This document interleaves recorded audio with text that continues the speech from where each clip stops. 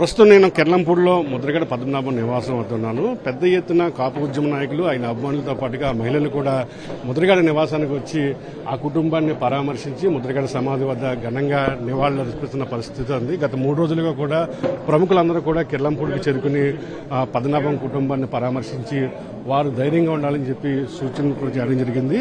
అయితే మీకు పద్మనాభం గారికి సంబంధించి ఎన్టీఆర్ కు పద్మనాభంకి ఎలాంటి బాండింగ్ ఉండేదనేది చూపించే ప్రయత్నం చేస్తాను. ప్రస్తుతం నేను ఏదైతే ముద్రగడ సంబంధించి ప్రత్యేక ఛాంబర్లో ఉన్నానో ఈ ఛాంబర్ దగ్గర మీకు ఒక లేఖను చూపించే ప్రయత్నం చేస్తాను. ఇక్కడ చూసినట్లయితే 1984 9వ నెల 20వ తేదీన ఒక లేఖ ఎన్టీఆర్ పద్మనాభం పంపడం జరిగింది. ఆ లేఖను ఇప్పుడు మీకు చూపించే ప్రయత్నం చేస్తాను.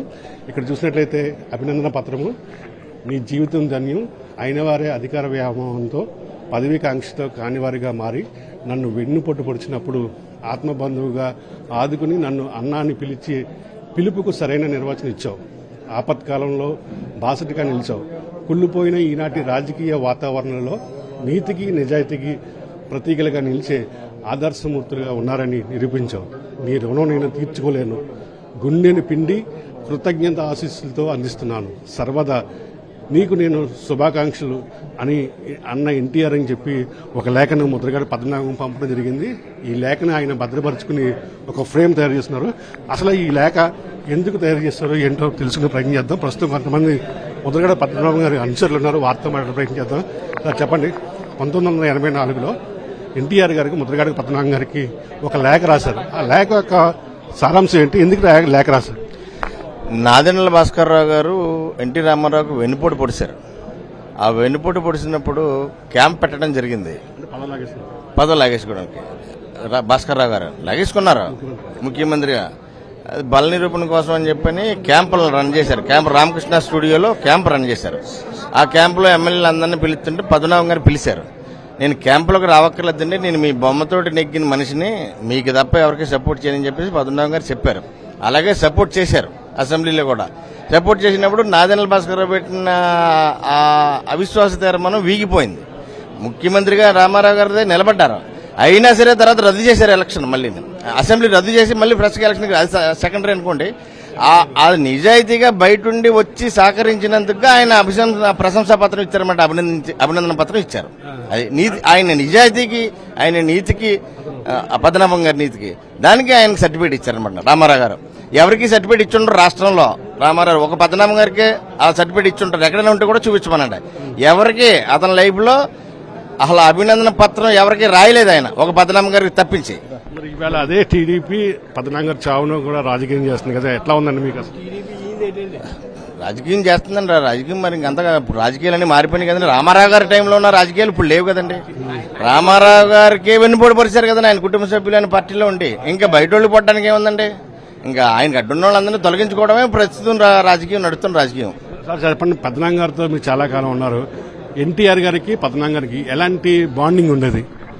ఎన్టీ రామారావు గారికి ఈయన ఏది చెప్పినా శిలాశాసనం అవ్వకుండా చేసేవారండి ఎన్టీ రామారావు. పద్మనాభం గారు ఏ కోరికని కూడా కాదనేవారు కాదండి ఆయన.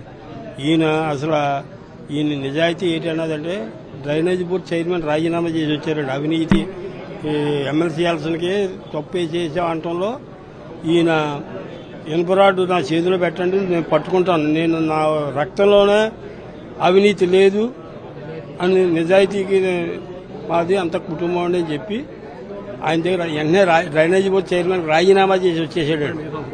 అది 84లోనే అవుతుందండి. ఏంటి వచ్చేసాడండి. వచ్చేసిన తర్వాత అప్పుడు ఈయన ఏం చేయాలంటే అండి, అప్పుడు నాదెండ్ల భాస్కర్రావు దింపేసాడండి ఈయన. ఎవరిని? ఎన్టీ రామారావుని దింపేసినప్పుడు ఈయన ఎన్టీ రామారావు పక్కనే ఉన్నాడండి. నేను ఇంత కోపించి వచ్చినా సరే ఎన్టీ రామారావు వెనకాల నాదెండ్ల భాస్కర్రావు వెనకాల వెళ్ళలేదండి. ఏంటి ఫ్రీగా ఉండి ఏ క్యాంపులోకి వెళ్లకుండా సపోర్ట్ చేశాడు. దానికే ఆయన సంతోషించి ఈయనకి ఇంత పత్రం కూడా కారణం అది. జాగ్రత్త పెట్టినట్టున్నారు పద్మనాభం గారు. ఆయన ఏది కూడా అసలు చదువుకుని ఉంటే చిన్న వయసులో రాజకీయంలోకి వచ్చేసాడు. కానీ ఆయన జ్ఞాపశక్తికి ఐఏఎస్ ఆఫీసర్ అవ్వాల్సినంత జ్ఞాపశక్తి గల వ్యక్తి అండి.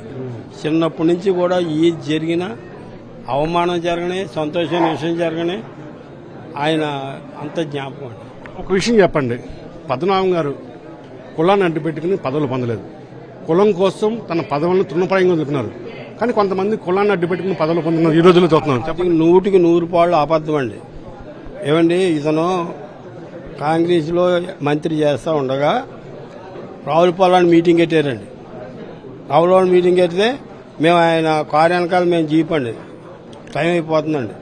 ఆ టైంలో అనౌన్స్ చేసేసాడండి కాపుల గురించి. బీసీలో చేర్చకపోతే నేను ఎమ్మెల్యేకి రాజీనామా చేస్తానండి.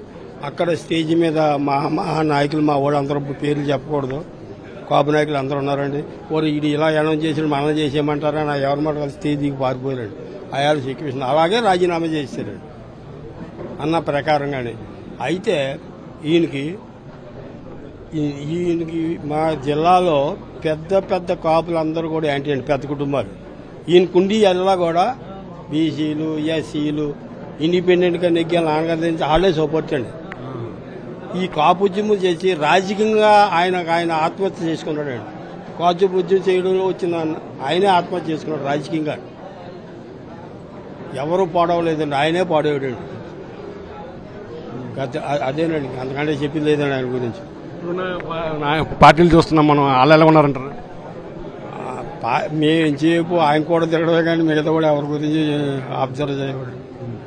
ఆయన పోవడంలో మాకు ఇప్పుడు తీరం లోటు సార్. ఇప్పుడు ఎలాగంటే అండి, ఆయన పదవి లేకపోయినా గుమ్మంలో ఉండి ఫోన్ చేసి ఢిల్లీ దాకా కూడా ఫోన్తో పని చేయించగల కెపాసిటీ ఉన్న నాయకుడు అయినండి, ఏకైక నాయుడు అండి.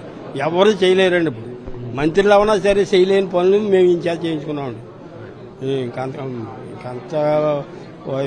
వ్యక్తిని మనం చూడాలి. ఇదే మనం చూస్తున్నాం. ఏదైతే ఎన్టీఆర్ అండగాన్ని పిలుస్తూ ఎన్టీఆర్ కష్టకాలంలోని ముద్రగడ పద్మనాభం అండగా నిలిచారో దానికి కృతజ్ఞతగానే ఆనాడు అంటే 1984లో ఒక అభినందన పత్రాన్ని ఎన్టీఆర్ ఇచ్చారు. ఏ ఎమ్మెల్యేకి కానీ ఏ నాయకుడికి కానీ ఎన్టీఆర్ ఇలాంటి అభినందన పత్రాన్ని ఇవ్వలేదు.